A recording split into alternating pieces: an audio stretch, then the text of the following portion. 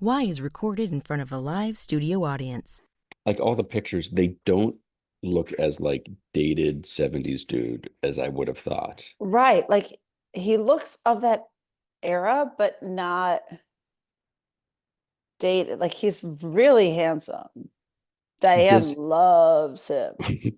is there that does he have that look of like he had a really good time in the 70s, that sort of Stonesian Aerosmithian thing where it's like, ooh, No, you got no, he looks like he's in impeccable shape and bronzed and what do you think? You think he was doing that like that sandblasting thing? What do they do on the skin to like get the wrinkles out and I like the don't age and stuff? know. Isn't there some sort of like Well, he's Native American. He's got like God you has say that touched like his that skin. means well, yes. Not our Christian God, but The somebody real else's. the real God. Yeah, we're gonna have to cut all of this out. Well, Um, clearly we have to cut all of this.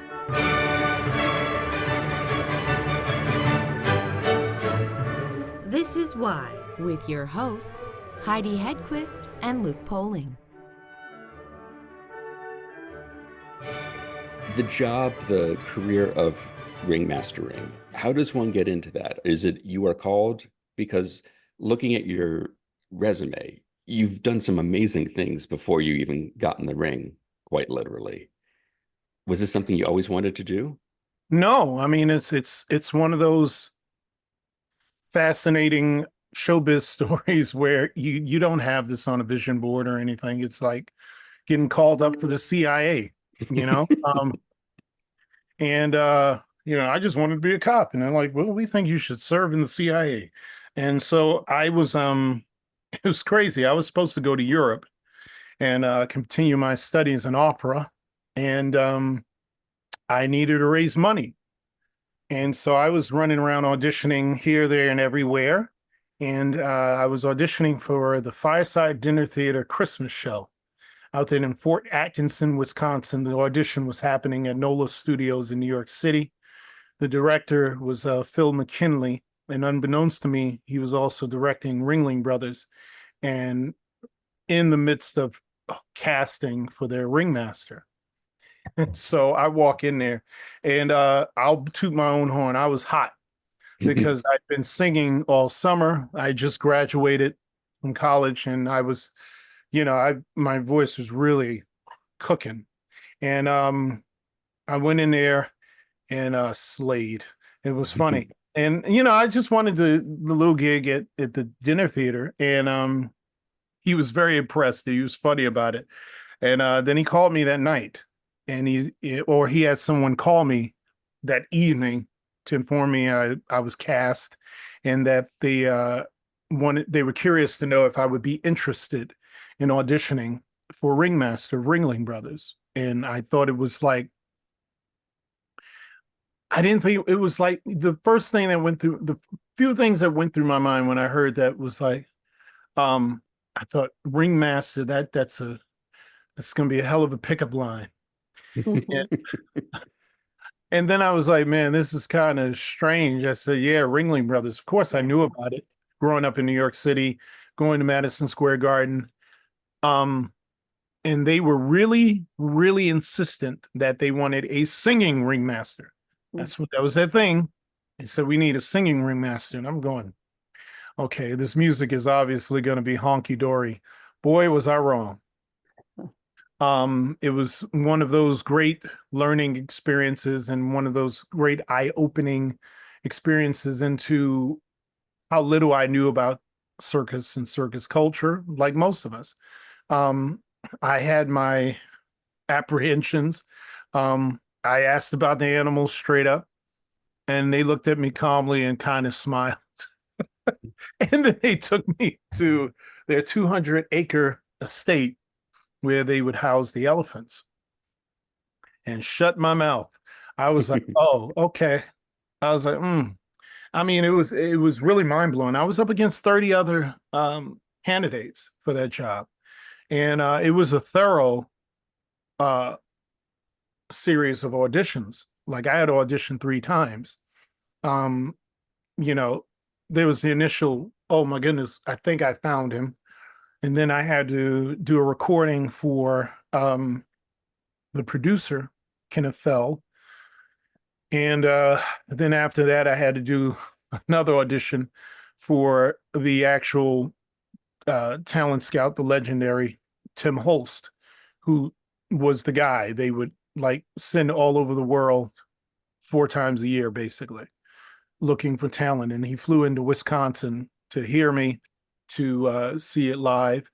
And we made the deal right there. And it just changed everything in my life. I thought I was going to do it for a year. That was the plan. I said, "Oh, I'll do this for a year, 2 years, and nobody will have this on their resume. This would be great." You know? And boy, was I wrong. It turned into this amazing odyssey. And it's been really fulfilling in so many ways. So many ways. It's been really one of the great things in my life. And it's funny because I remember meeting with an elder statesman of a ringmaster named John Fugate when I was in Indianapolis. And he's a really nice gentleman. He gave me his card. He said, "Just remember, young man, when the sawdust gets in your veins, you'll never be the same." Mm. He was right. And that was my first year with Ringling Brothers. And he was right. It's very true. Everybody who's been in this world, it's, I've done theater afterwards. I've done operas afterwards. And you always love the stage and live performing anyway, but nothing, there really is nothing. I've done film, I've done commercials and stuff like that. There's no greater thrill. There's nothing touches circus. And I know why that is, because you hear a lot of artists, we're so melodramatic, right? Mm-hmm. That's what makes us great. Yeah. It's my life. It's It's different when you actually work with people where it is their life. Yeah. Like that wire walker has to be perfect. Right. Denzel Washington doesn't have to be perfect. Every single time. Yeah. Right. You know what I mean? That wire walker has to be perfect. The daredevil has to be perfect. The guy and I've talked to animal trainers and I used to watch them work, particularly the ones who were dealing with those who aren't herbivores. And they would tell me how consistent you have to be. I worked with the great Gunther Gable Williams. Wow. He was retired by then, but he was still it was my first real sense of what a genius. Oh, hello? Yeah. Hi, we're here. Okay, good. It was my first real sense of what a genius is. And that people are really designed for a certain purpose. Gunther Gable Williams was designed to communicate with animals. I saw it myself. I'm not an animal person. I'm from New York. The most exotic thing I eat was squirrel. I don't have that in me. My daughter does. My daughter's really like animals. She's that kid where kids and animals gravitate to her. I'm not that guy. And I would watch him. He wasn't performing at this time, of course, but he still was very well respected, and he would head the animal department the last 3 years of his life. And I would watch him practice, and it was just the same feeling I got when I would watch him was the same exact feeling I had when I was 13 and I saw Placido Domingo for the first time. And I didn't know Placido Domingo from a ham sandwich. All I got was there was an older gentleman in the Boys Choir of Harlem. We were in Japan. It was my first trip out of the country, and I was just on cloud nine. I was 13. And he said, "Come here, I want you to hear what a real tenor sounds like." And like it was so mind-blowing. Like everything in my body lit up. Like because I had no clue that the human voice could do that. I became like, that's when I knew that's what I wanted to be and do. And that same feeling I had when I saw Placido Domingo was the same it was a very similar feeling when I saw Gunther Gable Williams in the center ring rehearsing with horses. And I mean, it was so sacred. I didn't even enter fully into the arena. Like I was looking from backstage And it was so, I was like, man, I can't believe I have this much records. I'm an arrogant New Yorker. I'm not starstruck by anything, but it wasn't being starstruck. It was knowing your place at the time. And there's one thing I know, and I think it was great that I came up in the Boys Club Harlem, because they gave you this sense of respect for your elders and those who actually do it. So we already, really as a teenager, I already knew when I was in the presence of somebody who was about it. And it didn't matter what genre it was. It didn't matter what field it was. Like we was trained so well that we understood, oh my goodness, this is Tony Bennett. Yeah. Oh, that's Stevie Wonder. Oh, that's Patty Austin. Oh my gosh, that's Luciano Pavarotti. And you knew to kind of, you just take it in, and what a privilege. And when I was there, I was like, wow, that's Gunther Gable Williams. And watching him work and how he worked, and he would give me some pointers too that were general pointers about performing, because he was such an extraordinary performer too. And he was very protective. The good animal trainers are always protective about the whole environment, first for their animals and for everybody else there. He was very realistic. He said, look, he would say it all the time. These animals aren't your friend. Mm. They are what they are. And whatever happens is your fault. And so, I mean, seeing legends like that and others who followed him that I worked with, that gave me such a huge respect and understanding for what it is they do. Because I used to watch people train animals, and it's the most boring thing in the world. I would be on the news. I tell you, I don't have that kind of, I would be on the news. But to watch them just over and over. I saw the great late great Kathy Hannaford Carton. I used to watch it. I just like, my gosh. I was like, I can't believe you, like, it would be the same. She said, yeah, she says it's just repetition, and you have to wait on it. They're to starve, and you have to wait on it. And I took that with my own work. I mean, when you see people who operate on this very high level where perfection is the target, it either forces you to come on up or it crushes you. And it forced me instinctively to come up. It's why, and the greatest compliments I've ever gotten are from those I've announced and I've worked with, and they've told me, so I can't believe, so you're unique, you're really one of one.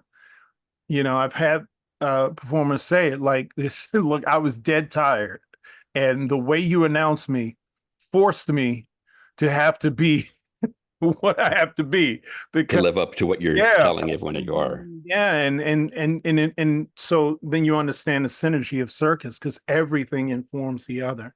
And though it's a hierarchy, it's not one that it's crushing. It's a respectful hierarchy. Everybody knows, okay, yeah, that guy may be the star, but there's really no star. The show is, and you understand each and every component in that show informs the other. From the crew members on to it, like I knew performers who would not perform unless a certain crew member set up their apparatus. That was respect, because you knew how every cog in this thing worked.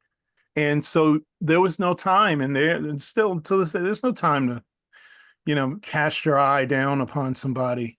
And that was a lesson I learned early when I was in the Boys Club Harlem. What we used to do, they used to make us set up our stage and carry the equipment. So you can imagine these 11-year-old, 12-year-old boys carrying risers and sound equipment and instruments. And I knew kids who knew how to work lights and sound, when they were 10, because we had to, Right.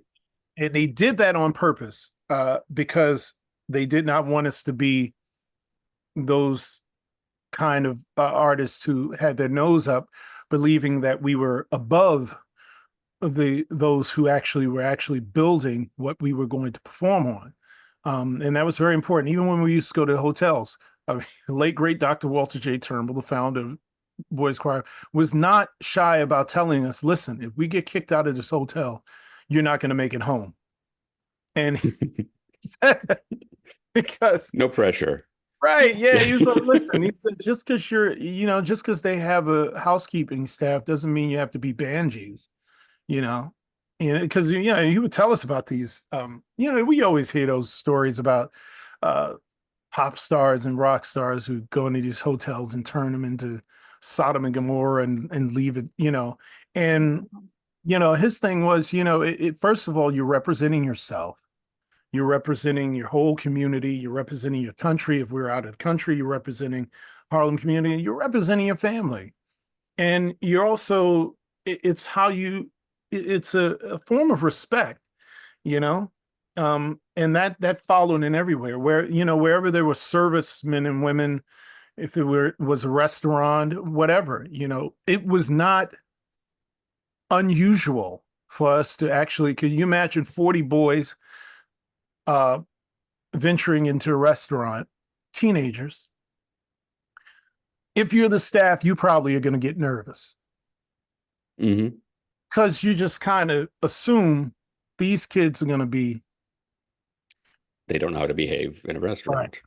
Because generally that's what happens. You see these kids guard and never. And what was so crazy, more than one occasion, or more than a few occasions, literally the staff would come out, the cooks, and they would give us a round of applause. It was so funny.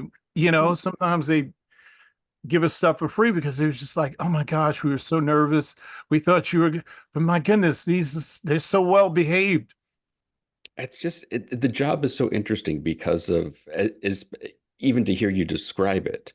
It is, literally keeping the plates spinning, keeping everyone moving around. Does it offend you when people refer to something that's a giant mess as a three-ring circus?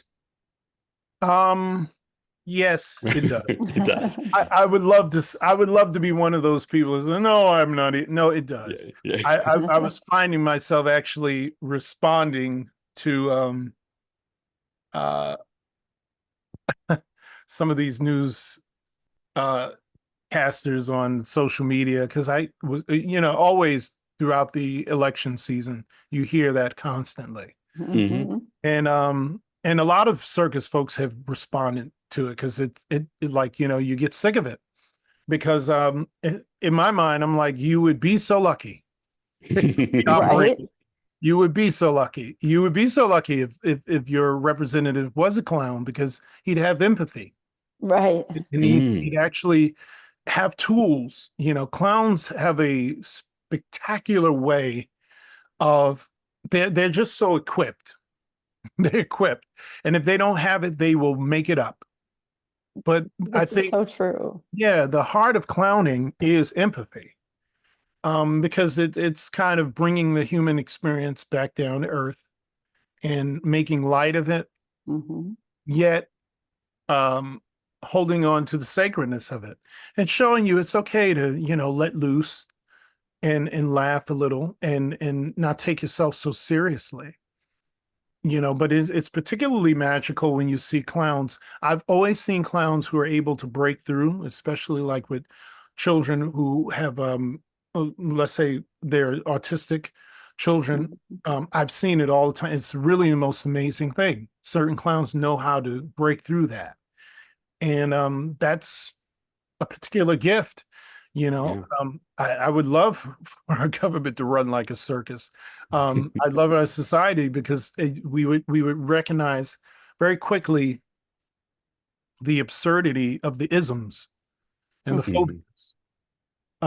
Because I think there's something to being in a community where you have a singular focus and without a shadow of a doubt, even though I can't stand this person, they're necessary for this thing to work. And that's really, really how simple it is to actually make this world work. The problem is there are too many people who think they are distinct from their neighbor's situation. So, that's those people. It just affects them. Right. I remember as a kid growing up in the bosom of the crack era and the height of the AIDS era, AIDS epidemic. And it was so common. Like, I mean, my church that I grew up in, like I saw them turn into this wonderful uh haven for the most broken kind of people. But they didn't seem broken. Like, I mean, I just saw them every Sunday, or Mhm. whenever we were there. I had a godmother. She was the first person I ever witnessed die from AIDS, one of many. Mm. And it was, it's just fascinating because she was one of the first voices I admired. She was a beautiful singer. And she was a gorgeous woman. And like just see life just, and she fought like crazy. My mother would tell me all the time, she would go minister to her at the hospital, and she was always telling me, man, she said, I've never seen anybody fight death like that, you know. And my mother was very well acquainted with death, in more ways than one. And so she knew. And it was just one of those really tremendous upbringings where I knew then, and I would always say to people, people are looking at this drug crack era and they're looking at AIDS. So it's those people's problem. It's those people's problem. And here we are now in a Yeah. drug epidemic that is far worse than the crack era. They're underreporting it as far as I'm concerned. When you've had several states call for state of emergencies, we're in a real serious crisis. And it's tragic. And the point of that is we have to get to a place where we really, truly start seeing each other as ourselves. I don't have to like you. I don't. But the reality is, look, I truly believe God is a genius beyond anything we can think. And I do believe he set us up where you have to, either you're going to love each other, and love doesn't mean like. Love is an actual action. Either you're going to love each other, or you're just going to implode. Because there's really no real option here. When you look at it, everything is affected. You have these folks who honestly think their wealth is going to save them. It won't. Death doesn't care. Yeah.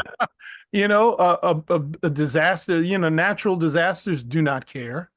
Climate change is going to affect everybody, Right. and so I think it's this thing, man, where I love about circus. It's literally the illustration of how it can work. It can work. Interesting. It's Yeah, a microcosm. yeah, it really Right. is. It can work. And of course, you always want your hierarchies. You want people who specialize in certain things, but they serve the whole. It's not mainly there, I'm rich myself and I beat my chest. No, it serves the whole. Nothing happens until I say so. So I have a responsibility. That doesn't mean oh my goodness, I have a responsibility as a ringmaster. That means I need to keep myself fit in a way. I just came from the gym. I don't like going to the gym. In a few hours, I'm going to go vocalize for 45 minutes. I'm back in that place where I was when I was a kid. I used to hate vocalizing. I always say it because it's basically a workout for you. It's like, oh, let's get to the song. Right. And we had these, again, man, every stinking rehearsal, and we rehearsed 6 days a week after school. And every rehearsal began with warm-ups, as we call them, or vocalize. Yeah. I mean, back then it was, because there's a difference between vocalizing and warming up, but for us it was warming up.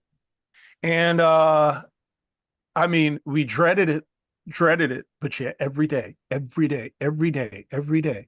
God forbid if George Bragg was this portly, brilliant, older white gentleman who'd come from Texas. and I think he headed the Texas Boys Choir, and he was a visiting conductor. And George Bragg, man, when I would walk in and I see George Bragg in there, I got nervous because George Bragg would vocalize us from here to eternity. And, and he had no fear of us whatsoever. They make white people different in Texas, I guess, because he was fun. He was great. Like, he was so passionate musically. Everybody, all my teachers were. And that's what made it so interesting. They were hard, but with a twinkle. It wasn't unfair. You got it. There's something with that kind of energy. And we're dealing with masculine energy. And it's fascinating how most boys get it. You know, you don't like it, but you kind of get it and you almost expect it. And it almost feels like if you don't get it, they don't care for you as much. And I felt very cared for, a bit too much. and so, you know, we would do these things, but lo and behold, man, we vocalize, and our conditioning was off the charts. Well, that's what I'm saying. Like, that's where I am. I feel a responsibility to my colleagues. I feel a responsibility to the audience, as I'm sure the crew. We have, you know, communication is the key in circus. You know, we have crew members who themselves are ex-performers, you know, who care, like their care for here, this tent here, Circus Vargas, is second to none. You know, they're not shy about letting you know their needs and what needs to be done and how things should translate. So, you know, when you hear these things about circus being thought of as chaotic, yeah, it does rub me a bit wrong, because circus has such a history of progressiveness in ways people don't even realize. A lot of people don't even realize it was the U.S. military came to the circus to learn logistics. You know, That's amazing. A lot of people don't realize, like, circus as a genre has been, for women,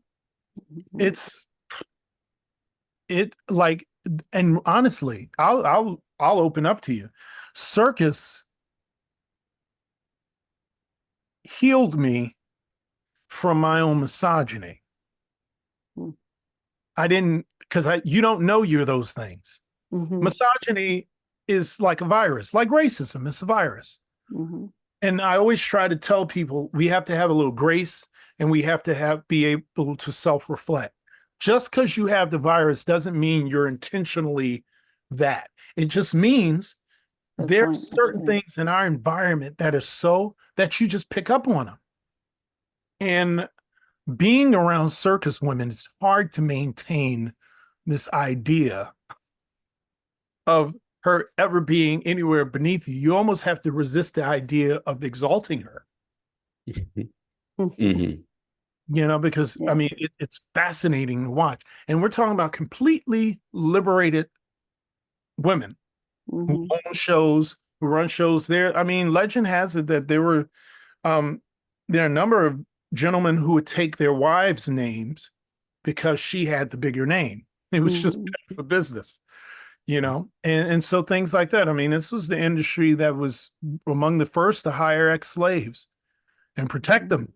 You know, when, you know, slavers would come in to try to get them, you know, like, there's so many things about circus that are just really dynamic, that I wish we integrated more into everyday society. We're even expanding now. I work with a circus called Omnium Circus, where we have an emphasis, obviously, we're to continue to broaden our spectrum of inclusion, which has always been circus, but now there's a real heavy emphasis on those in the disabled community. Always forgotten. Always forgotten. And so at Omnium Circus, where I'm actually on the board, you know, it's not in this tokenish type of way either. It was founded by Lisa B. Lewis, who she really had a heart for serving highly diverse communities, but in particular, the disabled community. And again, I had that wake up moment because, you know, when you're in environments like that, you're forced to see your blind spots. Mhm. And it's wonderful to work alongside with people who are in these different communities, on your staff, in your crew, as performers, on your board, because when you get to hear somebody tell their story, it really hits differently in a very authentic way, and it helps you authentically be an ally. Because allyship is really about listening. Right. That's what it is. It's really about getting your instructions, and it's doing the work in yourself where you're able to get out of the way of a lot of things. It's okay if you don't know. The Mhm. fact that I think the best thing you can do as an ally is just be present. Be present and take your instructions. And of course, those who are looking for that allyship, what you want to do is be gracious, because we're all tripping over something. And the beauty of it is you find everybody's got something. Mhm. Even the disabled, everybody's got something. Everybody's got their little anti-prejudice, and it's fine. That just actually means, man, we're all walking around in these imperfect little shells called humanity. Mhm. And grace is the thing that goes, okay, here's the invite. As Father Frank Cancro, we have, like, this is a wild thing too about circus. There's a circus ministry Mhm. that was founded in Sarasota. And these wonderful Catholic ministers, priests, and nuns, they go to different traveling shows, not just circuses. They'll go to rodeos and what have you. And they'll have mass. They're there for counsel. And they're just there to give people that sense of, it doesn't matter what your belief system may or may not be. They're just there for you, and it's really a wonderful help. And Father Frank Cancro always would tell me, he said, my thing is to get everybody in the boat, and we'll sort everything else out later. And so, in a sense, that's what this is.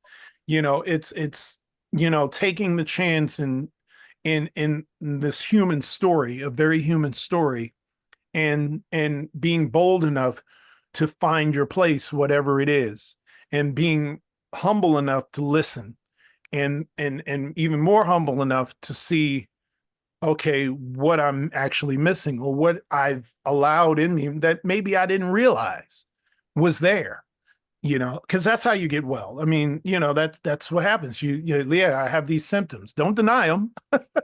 They're there. Yeah. I mean, I'll tell you, like, when I really realized, man, I had misogynistic tendencies. I remember when it happened. It was 2008. I'll never forget it. And I was watching, it happened during a debate between, it was when then Senator Clinton was going against then Senator Barack Obama. Mhm. It was funny. I forgot what I said during this debate, but it was like the words came out and looked me in the face and said, I was like, oh, there's some work I got to do. And what was so funny was I was able to start doing that work, and I started really sharing that with my son when he was very small. I remember taking him to see a Ringling show. I had left the show, and they just hired me back. But it was like their summer show in Coney Island or something. So I went to see it with my family, and I had my son there. And there was the Globe of Steel, the Urias family, fabulous daredevils. They were the first family I ever called when I was on Ringling Brothers, their Globe of Steel. It was the Globe of Death back then, but we're politically correct now. It's Globe of Steel. And I remember there were three motorcycles, of course, and there would be a woman in the middle. And so I looked over at my son, who was about 3 or 4. He was 4. I said, so you think a girl can do that? And he just instinctively went, no. And I knew better, because I knew there was, this badass named Olga, who was, but she's, geared up like her fellow writers. So he didn't know. And they do it. I mean, he's blown away by the act. Everybody's always blown away by the act. And they come out and they pull their helmets off, and his eyes go, hmm. And it was great because I wanted for him, I wanted for him what I didn't have, where somebody was kind of taking me through that. Because I was like, if he's thinking that at 4, Yeah. Right. And I've seen it play out in his life wonderfully now because he's very in tune, almost too much, but he's very in tune in that respect. And it helped when we went back onto the show, uh, watching his mother ascend. She went from a dancer to being the one who literally became the production manager and oversaw the whole show. So technically, she was my boss, and it was great. It was something that, of course, my daughter was very proud to talk about because she run around. So daddy's the ringmaster, but mom's the boss. That was her introduction to the family, and it was great. But it was necessary for them to see these things in action. And I think the advantage my children had when they were on the road with me, it was their culture. And I think that's the thing. I think it's really important as you hear a lot of the Monday morning quarterbacking in the aftermath of the election, and everybody's talking about, they keep piecing people together, and nobody's talking about the reality that so many of us live homogenous lives.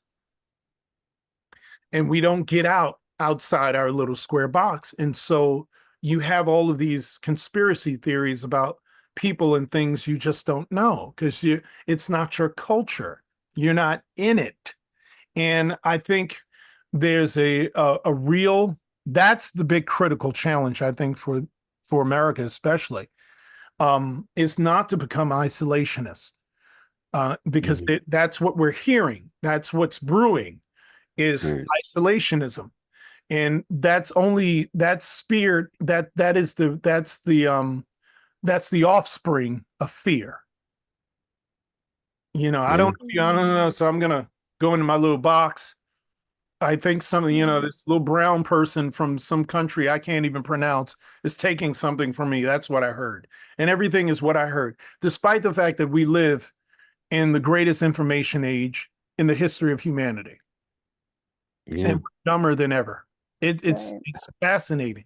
So with circus, truly, you don't have a choice. I don't think it's so much that we're great people. We have our issues, but I think the system of circus is so that you're forced to. You're forced to. That doesn't necessarily mean you're not gonna be bigoted or not, but the reality is you definitely don't have an excuse to be. You really don't. There's no way in the world you can think low of women after being here. Yeah. There's no way in the world that you can think low of your neighbor from this country, that country, after seeing what they do and after seeing how they operate. And it's very easy to recognize, oh my goodness, a lot of these folks have the same aspirations that I do. That's the thing too, how similar people are. Is the most fascinating thing about this journey. People are very basic. The only differences are truly cultural, and they're slight. They're very slight, but we are very much the same in a lot of ways.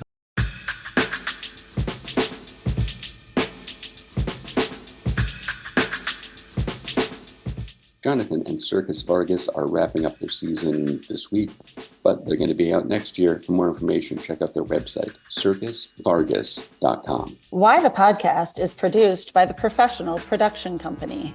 Please be sure to rate and review us on Apple Podcasts because we're shallow and need constant validation.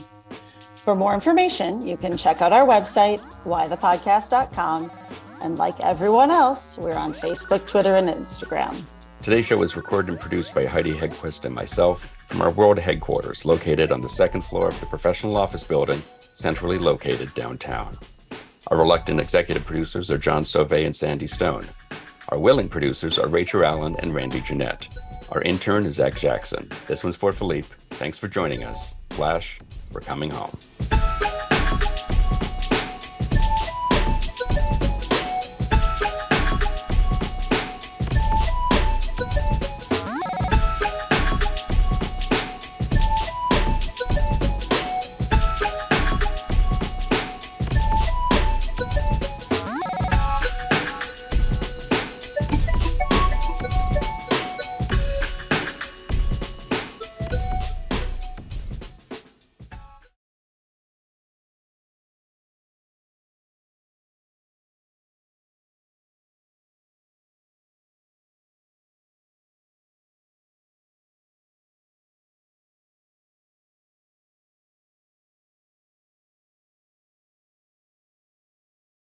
Nigel, is that you?